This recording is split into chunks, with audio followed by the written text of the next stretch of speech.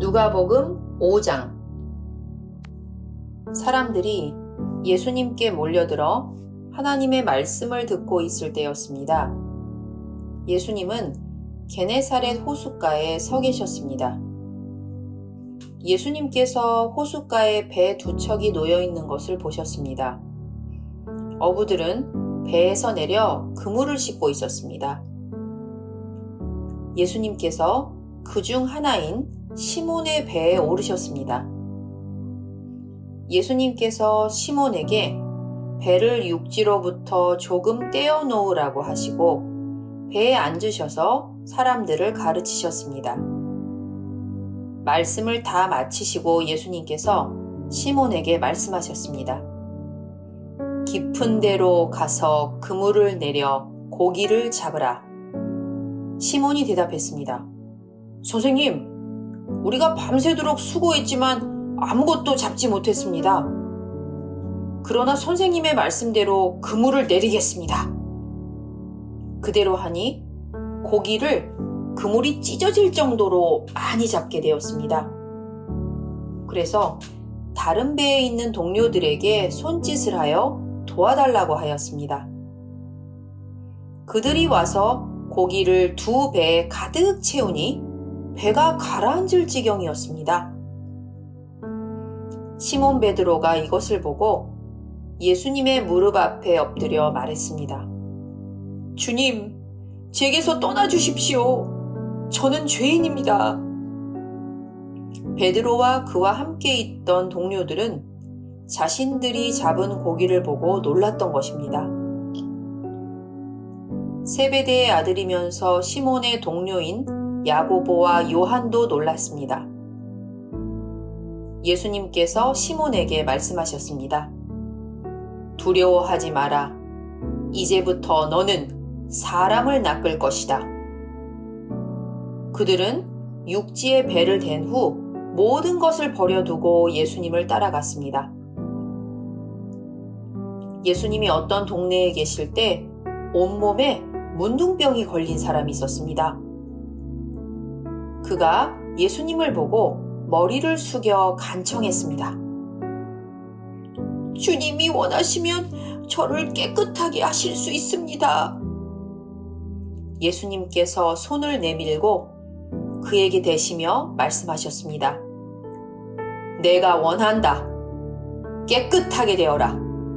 그 즉시 문둥병이 그에게서 사라졌습니다. 예수님께서는 이 일을 아무에게도 말하지 말라고 이르셨습니다.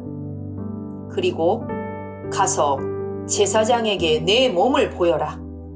또 모세가 명령한 대로 네가 깨끗하게 된 예물을 드려라. 그래서 사람들에게 증거를 삼아라고 말씀하셨습니다. 그런데도 예수님에 관한 소문은 더욱더 멀리 퍼져나갔습니다. 많은 사람들이 예수님의 말씀을 듣고 병을 고치기 위해 모여들었습니다. 그러나 예수님께서는 홀로 광야로 가셔서 기도하셨습니다. 어느 날 예수님께서 가르치시고 계실 때 갈릴리와 유대의 모든 마을과 예루살렘에서 온 바리새파 사람과 율법학자들도 거기에 앉아 있었습니다. 주님의 능력이 예수님과 함께 하셔서 사람들을 고쳤습니다. 그때 어떤 사람들이 중풍병에 걸린 사람을 침상에 눕힌 채로 데리고 왔습니다. 이들은 병자를 데리고 가서 예수님 앞에 보이려고 했습니다. 그러나 사람들이 너무 많아서 예수님께 데리고 갈 방법을 찾을 수가 없었습니다. 그들은 지붕 위로 올라가서 지붕을 뚫고 환자를 침상에 누인 채 예수님 앞 한가운데로 매달아 내렸습니다. 그들의 믿음을 보시고 예수님께서 환자에게 말씀하셨습니다. 친구여, 내 죄가 용서받았다. 율법학자들과 바리새파 사람들이 속으로 생각하기 시작했습니다. 이 사람이 누구인데 하나님을 모독하는가?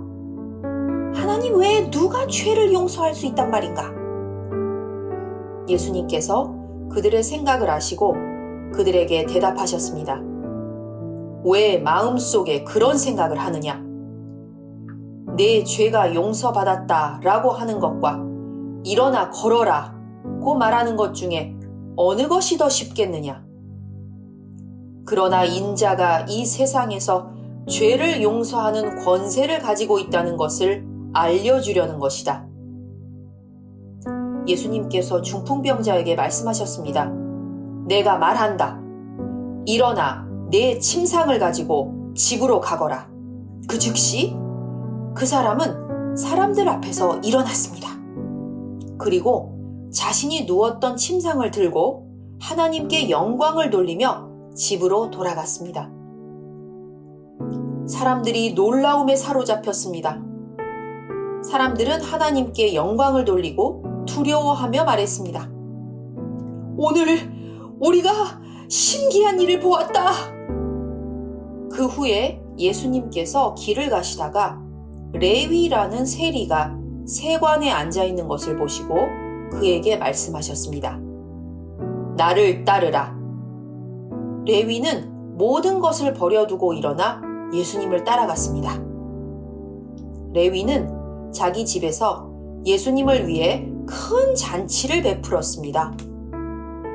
거기에는 많은 세리들과 그 밖의 사람들이 함께 음식을 먹고 있었습니다.